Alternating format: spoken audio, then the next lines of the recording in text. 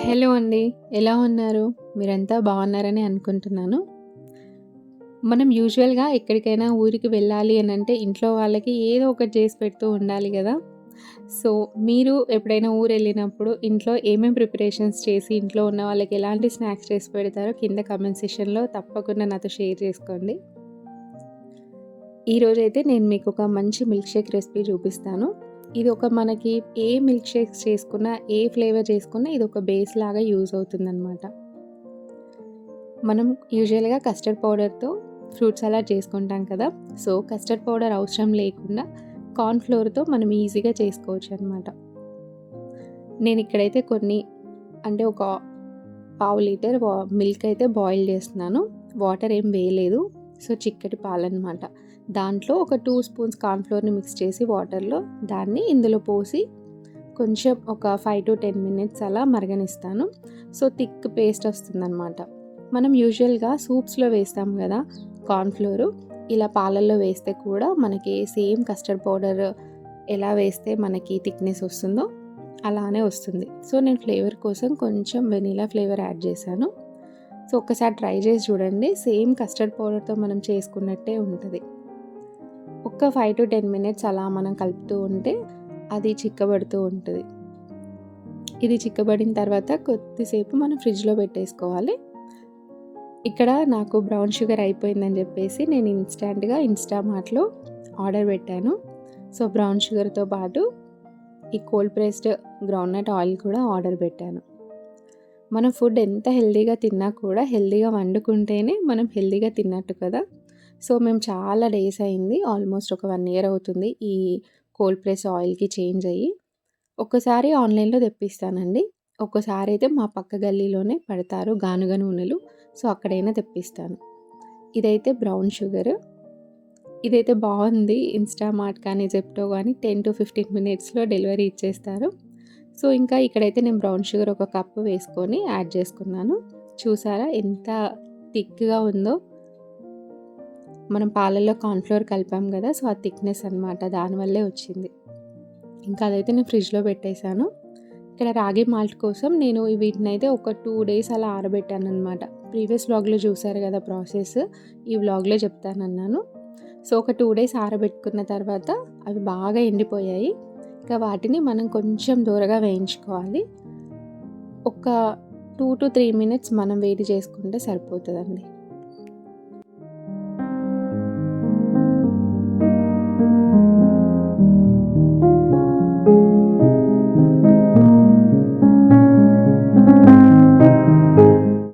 బాగా మొలకలొచ్చినవైతే కొన్ని పక్కన తీసి పెట్టుకోవాలి. ముందే వేస్తే మాడిపోతాయి. అందుకని చెప్పేసి నేను ఇవేవైతే రాగులు కొంచెం మొలకలు లేకుండా ఉంటాయో వీటిని వేయించేసిన తర్వాత స్టవ్ ఆఫ్ చేసే టైంకి బాగా మొలకలొచ్చిన రాగుల్ని వేసి కలుపుతున్నాను. మనకి స్మెల్ అయితే చాలా బావుంటది. కిచెన్ అంతా ఒక టైప్ ఆఫ్ అరోమా వస్తదనమాట. ఇంకా వీటినైతే నేను చల్లారడానికని చెప్పేసి అలా పక్కనైతే పెట్టేశాను.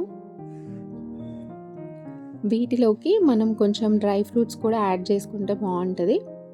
దీంట్లో ఫ్లేవర్ కోసమని నేను కొన్ని ఇలాచీలు కూడా వేసుకున్నాను. మీ దగ్గర ఓన్లీ బాదాం ఉంటే బాదాం అయినా వేసుకోవచ్చు.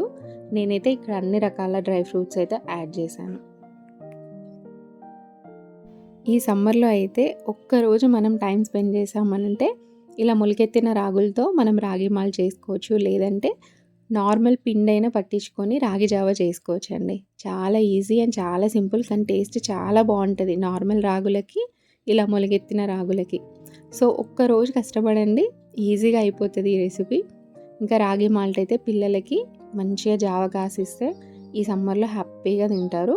దాంట్లో కొంచెం మీరు బెల్లం కూడా యాడ్ చేసుకోవచ్చు. బెల్లం వేడి చేస్తది అని అనిపిస్తే హనీ గానీ, లేదు అనంటే బె షుగర్, బ్రౌన్ షుగర్ గానీ యాడ్ చేసుకోవచ్చు. ఇంకా వీటినైతే నేను మిక్సీ పట్టుకుంటున్నాను.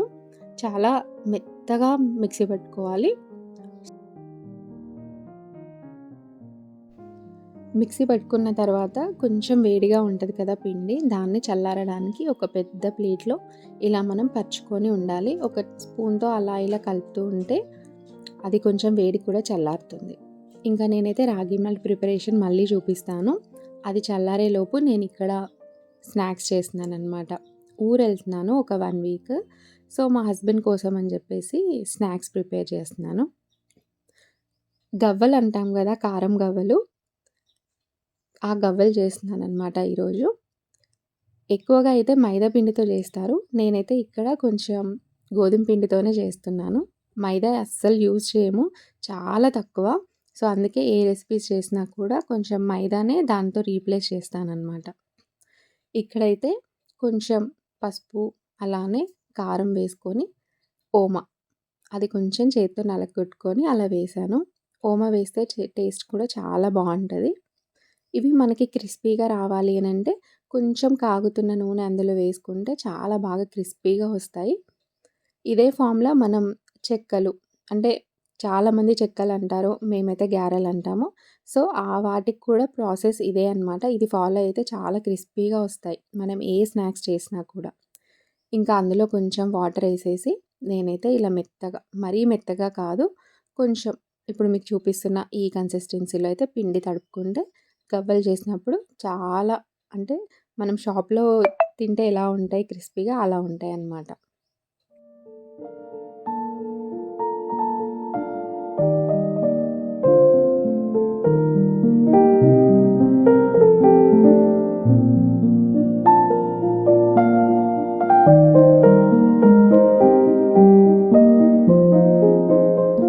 గవ్వలు చేయడం అంటే నాకు చాలా ఇష్టం. మా మమ్మీ ఎప్పుడైనా పిండి తడిపినప్పుడు నేను చేసేదాన్ననమాట.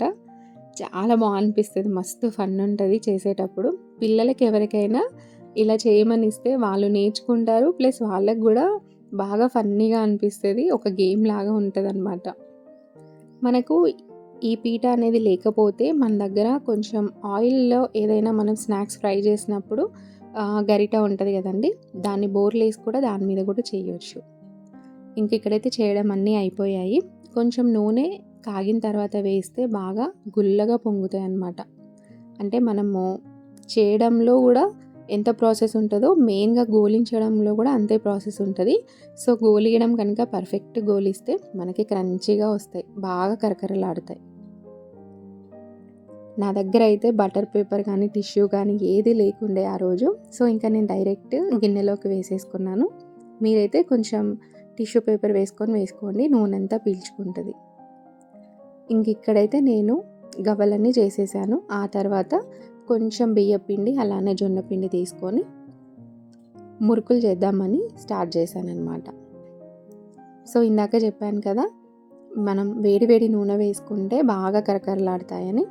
ఇక్కడ కూడా నేను అదే ప్రాసెస్ ఫాలో అయ్యాను. అండ్ అలానే కొంచెం గోరువెచ్చని నీళ్ళతో గనక మనం తడుపుకుంటే బాగా క్రిస్పీగా వస్తాయి. మురుకులు కానివ్వండి, చెక్కలు కానివ్వండి.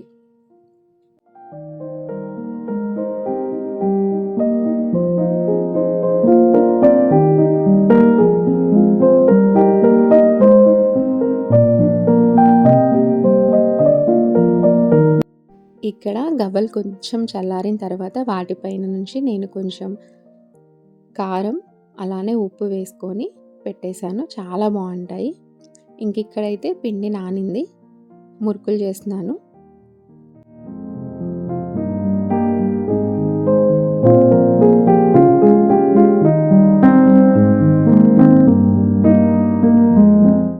డైరెక్ట్‌గా ఇలానే వేస్తున్నాను నేను. ఒక పేపర్ పైన కూడా వేసుకొని మనం చిన్న చిన్నగా వేసుకొని వేయొచ్చు. కానీ నాకంతగా టైం లేదు ఈరోజు. నేను అందుకే డైరెక్ట్ అందులోనే వేస్తున్నాను. అయినా సరే బాగా వస్తాయన్నమాట. ఇంకా మనం డైరెక్ట్ వేస్తే ఎక్కువ పొంగొచ్చి ఇంకా ఎక్కువ క్రంచీగా ఉంటాయి. పేపర్‌లో వేసి మళ్ళీ ఆయిల్‌లో వేసేదానికన్నా కొంచెం డిఫరెన్స్ అయితే ఉంటుంది. సో, ఇంకిక్కడైతే నేను కొంచెం ఈ స్నాక్స్ అన్నీ చేయడం అయిపోయింది. వీటినైతే ప్యాక్ చేసేస్తున్నాననమాట. ఎక్కడికైనా ఊరెళ్ళాలి అనంటే చాలా పనులుంటాయి కదా మనకి. ఇంట్లో వాళ్ళని వదిలేసి వెళ్ళాలి అనంటే వాళ్ళకేమో ఆఫీస్ ఉంటది. మనతో పాటేమో రాలేరు. సో, వాళ్ళకి మళ్ళీ ఫుడ్ ఎలా ఇలాంటి ఆలోచనలైతే ఉంటూ ఉంటాయి గదా! నేనెక్కడికైనా అసలు యూజువల్‌గా అయితే ఎళ్ళను. చాలా తక్కువ. కానీ ఎళ్ళినప్పుడు మాత్రం ఇంకా మా హస్బెండ్ కోసమైతే కంపల్సరీ ఇలా స్నాక్స్ అయితే ప్రిపేర్ చేసి పెడతాననమాట.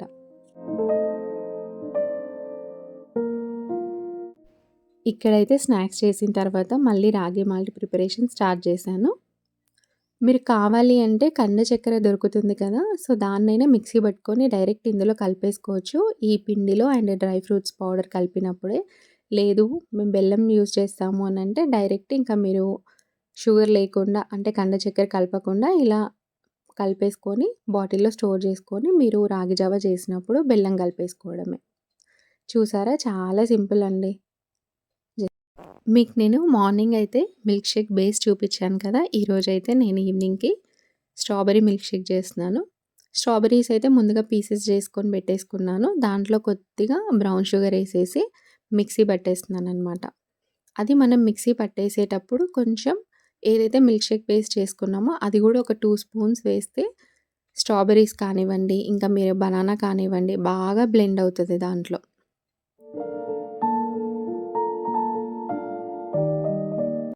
ఇలా బ్లెండ్ చేసుకున్న తర్వాత మళ్ళీ ఏదైతే మనము మిల్క్ షేక్ ఉందో మనకి ఎంత క్వాంటిటీ అయితే కావాలో అంత క్వాంటిటీ అందులో వేసేసుకొని మళ్ళీ ఒకసారి మిక్సీ పట్టేసుకోవడమే. ఇందులో అయితే కావాలి అంటే మీరు కోకో పౌడర్ కూడా యాడ్ చేసుకోవచ్చు. టేస్ట్ అయితే చాలా బావుంటది. మనం ఇక్కడ బయట తీసుకున్న మిల్క్ షేక్స్ ఉంటాయి కదండీ! అలాంటి థిక్‌నెస్సే ఉంటది. అండ్ పిల్లలు కూడా చాలా ఇష్టంగా తింటారు.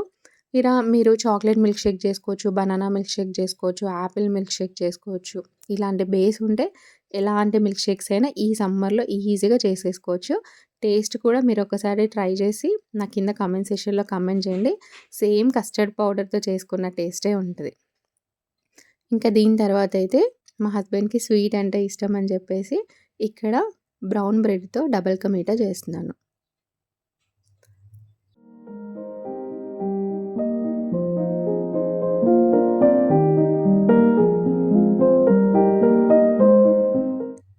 ఆయిల్‌లో అయితే ఫ్రై చేస్తాం గదా! సో, ఎక్కువ ఆయిల్‌లో ఫ్రై చేయకుండా తక్కువ నెయ్యితో ఎలా చేసుకోవాలో నేను మీకు సింపుల్‌గా రెసిపీనైతే షేర్ చేస్తాను.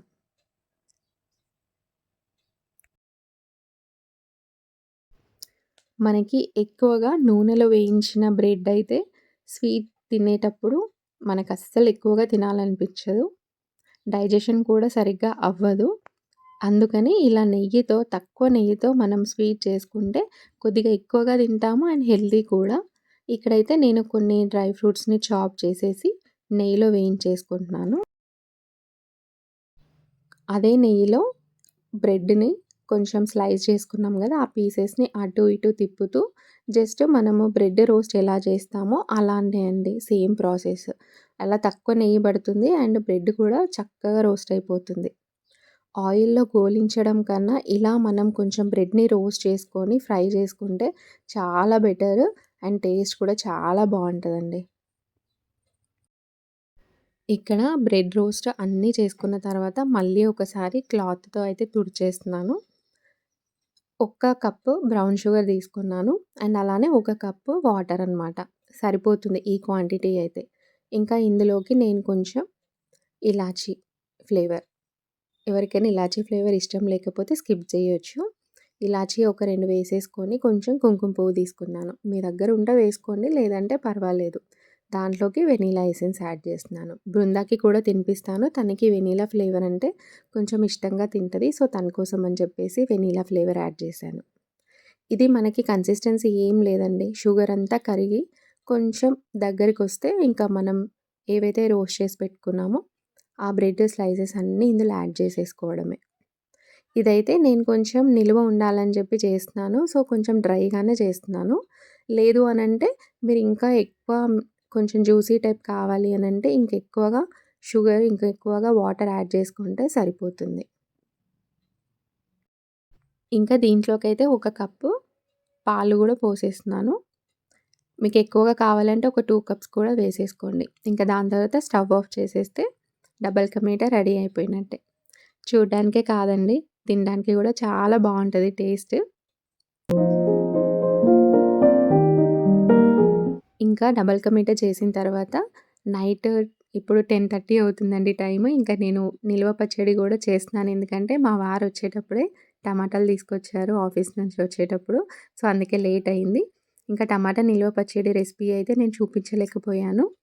టైం లేకుండే షూట్ చేయడానికి. కానీ పచ్చడైతే పెట్టేశాను. ఇంకా పెరుగు కూడా తోడు పెట్టేశాననమాట. దాని తర్వాత మళ్ళీ కిచెన్ అంతా నీట్‌గా ఇలా అయితే తుడిచిపెట్టుకున్నాను. ఎందుకంటే ఎర్లీ మార్నింగే నేను మళ్ళీ వంట చేసి ఎళ్ళాలనమాట ఊరికి. మళ్ళీ ఇదైతే నెక్స్ట్ డే మార్నింగ్ అండి. 4:00కే లేసాను. బయట మళ్ళీ ఊడ్చుకొని, ముగ్గులు పెట్టుకొని, మళ్ళీ వంట చేసుకొని, ఇదంతా చేయాలి గదా! అందుకే 4కే లేసాను.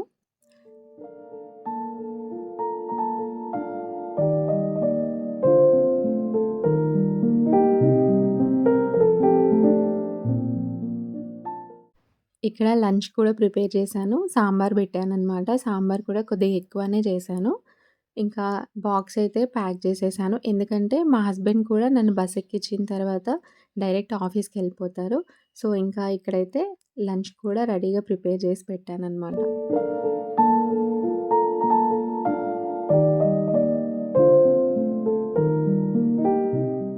ఇంకా లగేజ్ అయితే ఇలా అయితే ప్యాక్ చేసేసుకున్నాను. బృంద కూడా లేసింది. స్నానం పోపిచ్చి అలా కూర్చోబెట్టాము.